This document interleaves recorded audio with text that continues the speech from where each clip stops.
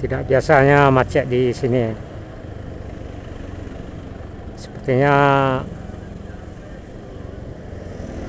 bus arah ya, terperosot di sebelah kiri.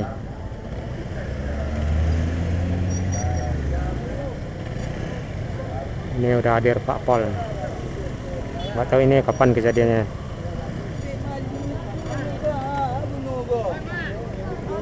Aduh.